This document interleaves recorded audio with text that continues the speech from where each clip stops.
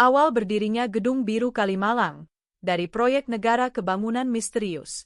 Di tepi aliran Kanal Kalimalang yang airnya mengalir tenang, berdirilah sebuah bangunan berwarna biru pucat yang telah lama menarik perhatian warga sekitar. Bangunan itu dikenal dengan sebutan Gedung Biru Kalimalang. Tidak ada pelang resmi, tidak pula papan sejarah.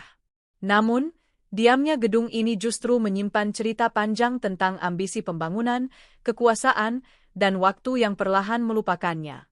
Raka Prasetya berdiri di seberang Jalan Kalimalang, memandangi gedung itu dengan kamera tergantung di lehernya. Sebagai peneliti sejarah urban Jakarta, ia sudah lama mendengar bisikan tentang gedung ini, tentang asal-usulnya yang tak jelas, tentang fungsinya yang berubah-ubah, dan tentang rahasia yang seolah terkunci di balik tembok birunya. Gedung biru ini mulai dibangun pada awal tahun 1970-an, bertepatan dengan proyek besar pembangunan Kanal Kalimalang, sebuah saluran air vital yang dirancang untuk mengairi wilayah timur Jakarta hingga Bekasi. Pada masa itu, pemerintah Orde Baru tengah gencar menunjukkan keberhasilan pembangunan nasional. Infrastruktur menjadi simbol kemajuan, dan setiap bangunan yang berdiri di sekitar proyek besar negara memiliki fungsi strategis. Menurut arsip yang berhasil dikumpulkan Raka, Gedung Biru awalnya difungsikan sebagai kantor teknis dan pos pengawasan proyek air. Para insinyur, teknisi, dan pejabat proyek keluar masuk gedung ini setiap hari. Cat biru dipilih bukan tanpa alasan. Warna tersebut melambangkan air, stabilitas, dan ketenangan, sejalan dengan fungsi kanal yang mengalir di sampingnya. Di masa itu, kawasan Kalimalang belum seramai sekarang. Sawah masih terbentang, pepohonan tumbuh lebat, dan suara mesin proyek menjadi bunyi paling dominan. Gedung Biru berdiri mencolok, menjadi pusat aktivitas dan simbol hadirnya negara di tengah masyarakat pinggiran Jakarta. Disinilah Raka pertama kali bertemu Pak Wiryo, seorang pria sepuh dengan topi lusuh dan sorot mata penuh kenangan. Pak Wiryo telah menjadi penjaga gedung sejak muda. Dengan suara pelan, ia bercerita bagaimana dulu gedung ini tak pernah sepi. Dulu, Nak, lampu di gedung ini nyala sampai malam. Banyak orang penting datang, ujar Pak Wiryo, matanya menatap bangunan seolah menembus waktu. Namun, seiring rampungnya proyek Kalimalang dan berubahnya kebijakan, fungsi Gedung Biru perlahan memudar. Para pejabat pindah, aktivitas berkurang, dan gedung itu mulai kehilangan perannya. Cat birunya mulai pudar, jendela-jendela menua, namun bangunan itu tetap berdiri, menunggu babak sejarah berikutnya. Bagi Raka, Gedung Biru bukan sekadar bangunan tua. Ia adalah saksi bisu awal pembangunan Jakarta Timur, tempat di mana mimpi besar negara pernah dirancang dan dijalankan. Dan ini baru permulaan dari kisah panjang yang akan ia telusuri, kisah tentang perubahan, pengabaian, dan harapan yang masih tersisa di balik dinding biru Kalimalang. Gedung Biru dan Kanal Kalimalang, infrastruktur, politik, dan ambisi pembangunan. Pagi itu, matahari memantul di permukaan Kanal Kalimalang, menciptakan kilau panjang yang mengikuti aliran air menuju timur. Raka Prasetya berjalan menyusuri tepi kanal, sesekali berhenti untuk memotret Gedung Biru dari sudut yang berbeda. Dari sini, ia mulai memahami satu hal penting. Gedung ini tidak bisa dipisahkan dari sejarah kanal itu sendiri. Kanal Kalimalang bukan sekadar saluran air. Pada dekade 1970-1980-an, kanal ini adalah urat nadi pembangunan. Airnya menghidupi sawah, pabrik, dan permukiman baru yang bermunculan seiring perluasan Jakarta ke arah timur. Di balik proyek raksasa ini, ada kepentingan besar, politik stabilitas, ketahanan pangan, dan citra keberhasilan negara. Gedung Biru Kalimalang berdiri tepat di titik strategis. Dari jendelanya, pejabat proyek dapat memantau debit air, aktivitas pintu air, hingga pergerakan alat berat. Menurut Pak Wiryo, setiap minggu selalu ada rapat penting di dalam gedung itu. Yang datang bukan orang sembarangan, kata Pak Wiryo sambil duduk di bangku kayu depan gedung. Ada yang pakai mobil dinas, ada yang pakai seragam rapi. Kalau mereka datang, kami penjaga disuruh siaga. Pada masa itu, Gedung Biru menjadi ruang pengambilan keputusan. Disinilah jadwal pengairan ditentukan, perbaikan kanal direncanakan, dan laporan-laporan teknis dibahas. Tidak sedikit keputusan yang berdampak langsung pada ribuan warga di sepanjang Kalimalang lahir dari ruangan bercat biru itu. Raka menemukan dokumen lama yang menyebutkan bahwa gedung ini juga pernah menjadi tempat singgah pejabat pusat. Hal ini menunjukkan betapa pentingnya posisi Kalimalang dalam peta pembangunan nasional. Jakarta Timur dipersiapkan sebagai wilayah penyangga ibu kota, industri, perumahan, dan pertanian modern. Namun, di balik ambisi pembangunan, ada cerita lain yang jarang dibahas. Pak Wiryo mengingat bagaimana warga sekitar sering datang mengadu saat air kanal meluap atau justru mengering. Gedung Biru menjadi tempat harapan sekaligus kekecewaan. Kalau air kebanyakan, sawah kebanjiran. Kalau air kurang, padi mati, ujar Pak Wiryo. Semua berharap sama orang-orang di gedung ini. Memasuki akhir 1980-an, situasi mulai berubah. Teknologi pengelolaan air semakin modern, kantor-kantor baru dibangun di pusat kota, dan peran Gedung Biru perlahan menyusut. Rapat semakin jarang, lampu tidak lagi menyala sampai malam. Raka mencatat satu hal penting dalam penelitiannya, Gedung Biru adalah simbol fase transisi. Ia lahir dari semangat pembangunan terpusat, lalu ditinggalkan ketika sistem bergeser dan prioritas berubah. Kanal Kalimalang tetap mengalir, tetapi gedung yang dulu mengawasinya mulai kehilangan suara. Saat senja turun, bayangan Gedung Biru memanjang di permukaan air. Raka berdiri diam, membayangkan masa ketika gedung ini menjadi pusat kendali, tempat kekuasaan dan harapan bertemu. Kini, ia hanya ditemani suara kendaraan dan desir angin. Namun, seperti kanal yang terus mengalir, sejarah Gedung Biru belum berhenti. Di balik temboknya yang mulai retak, tersimpan kisah lain, kisah tentang kesunyian, penjaga setia, dan cerita-cerita yang tak pernah masuk arsip resmi.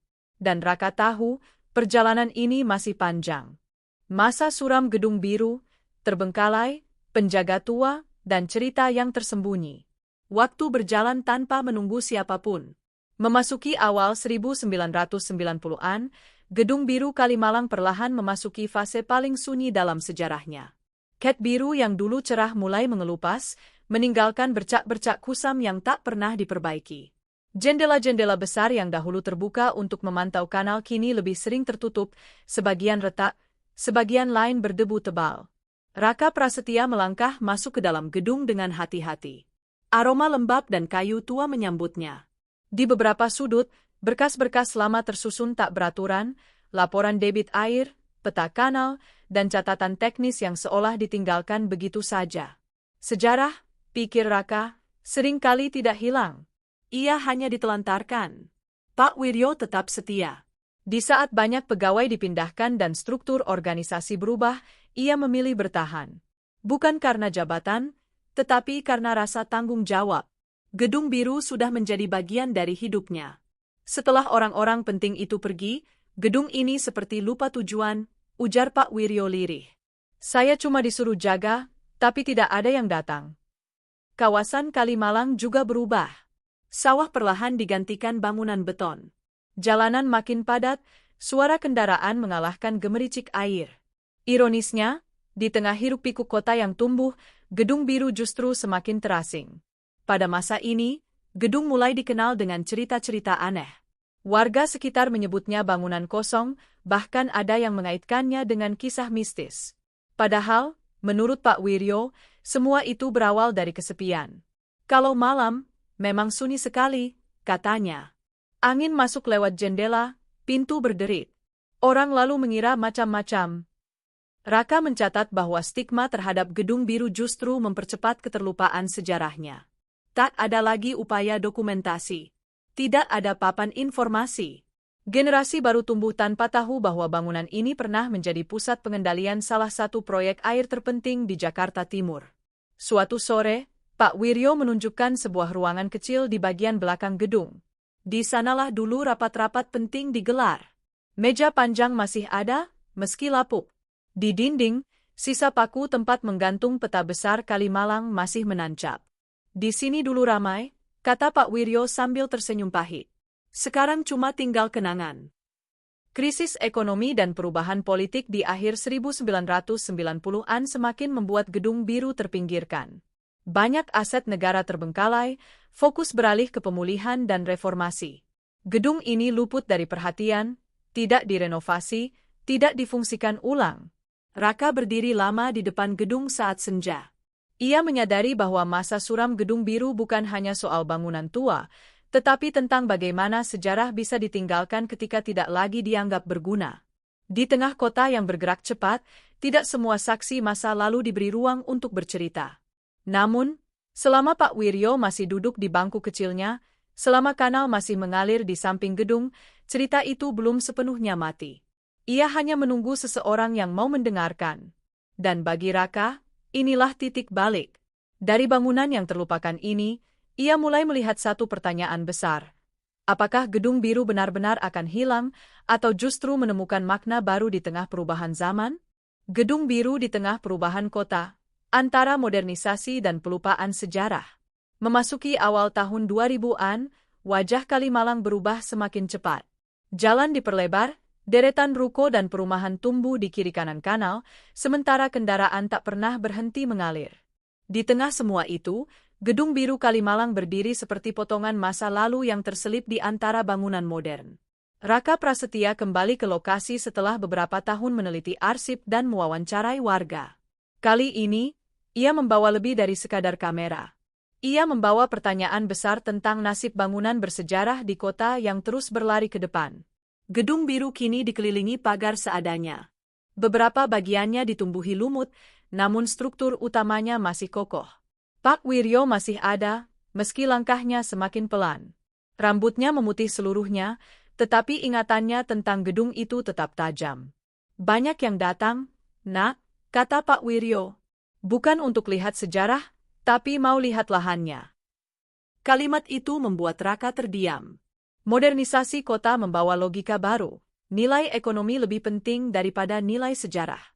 Gedung Biru mulai dilirik sebagai aset, bukan warisan.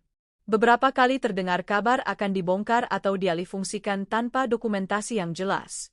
Raka mencatat ironi besar di sini. Kanal Kalimalang masih berfungsi vital, mengairi wilayah luas, namun bangunan yang dulu menjadi pusat pengendaliannya dianggap tak relevan. Pemerintah daerah sibuk membangun simbol baru, sementara saksi lama dibiarkan memudar. Di sisi lain, generasi muda Kalimalang nyaris tak mengenal Gedung Biru. Bagi mereka, bangunan itu hanya gedung tua di pinggir kanal. Tanpa cerita, tanpa konteks, sejarah kehilangan maknanya. Suatu siang, Raka mengajak Pak Wiryo duduk di dalam gedung. Mereka berbincang tentang masa lalu dan masa depan. Pak Wiryo mengaku pernah ditawari pindah, tetapi menolak. Kalau saya pergi, siapa yang jaga ceritanya? Ucapnya pelan. Kalimat itu menjadi inti dari penelitian Raka. Sejarah bukan hanya bangunan, tetapi manusia yang menjaganya. Tanpa Pak Wiryo, Gedung Biru mungkin sudah sepenuhnya menjadi bangunan kosong tanpa ingatan. Di luar, suara alat berat terdengar dari proyek pembangunan tak jauh dari sana. Getarannya terasa sampai ke dinding gedung. Raka membayangkan skenario terburuk. Gedung Biru roboh tanpa pernah dicatat, hilang tanpa jejak.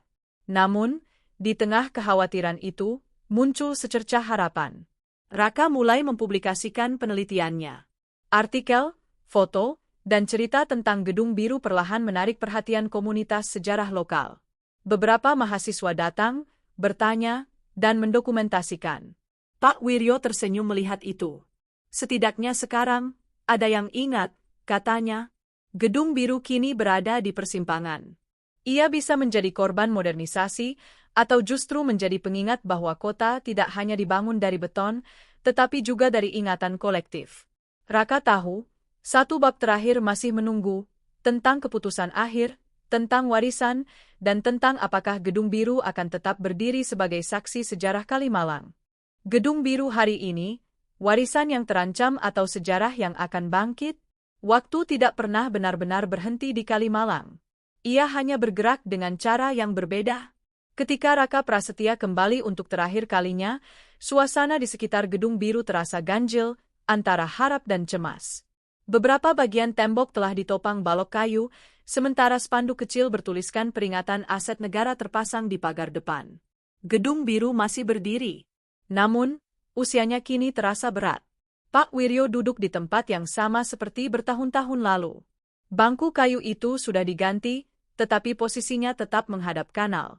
Rambutnya sepenuhnya memutih, tubuhnya makin ringkih. Namun sorot matanya masih menyimpan cerita yang sama. Gedung ini sudah lihat banyak hal, Nak, ucapnya perlahan. Zaman ramai, zaman sepi, sampai orang lupa. Raka menyadari satu hal penting, gedung biru bukan hanya saksi pembangunan fisik, tetapi juga saksi perubahan cara manusia memandang sejarah. Dahulu, gedung ini dibangun dengan penuh perhitungan dan makna. Kini, ia dinilai dari luas tanah dan potensi ekonomi. Beberapa rencana muncul, alih fungsi menjadi kantor kecil, gudang, bahkan wacana pembongkaran. Namun bersamaan dengan itu, muncul pula suara-suara baru. Komunitas sejarah, mahasiswa, dan warga mulai mempertanyakan, apakah semua yang tua harus disingkirkan? Raka ikut menyuarakan kegelisahan itu melalui dokumentasi dan video. Cerita Pak Wiryo, arsip proyek Kalimalang, dan foto-foto lama gedung biru mulai beredar. Perlahan, bangunan yang dulu dianggap kosong kembali memiliki suara. Suatu sore, Raka dan Pak Wiryo berdiri di dalam gedung.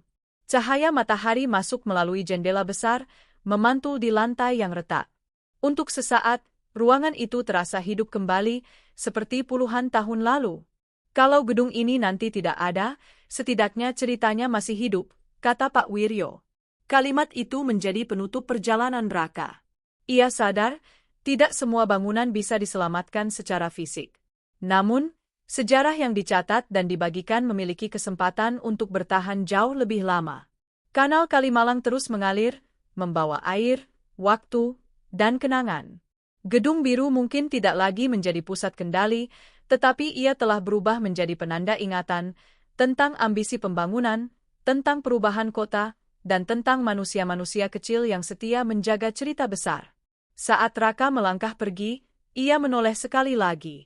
Gedung biru berdiri diam, catnya memudar, tetapi maknanya justru semakin kuat. Ia bukan sekadar bangunan tua di pinggir kanal. Ia adalah pengingat bahwa di balik kemajuan kota, selalu ada sejarah yang menunggu untuk didengar.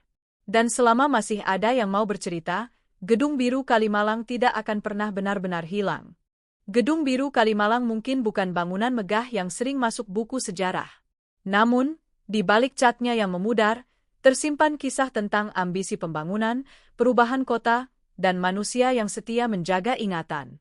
Selama cerita-cerita ini masih diceritakan, Gedung Biru akan tetap hidup, bukan sebagai bangunan semata, melainkan sebagai bagian dari sejarah Jakarta yang tak boleh dilupakan.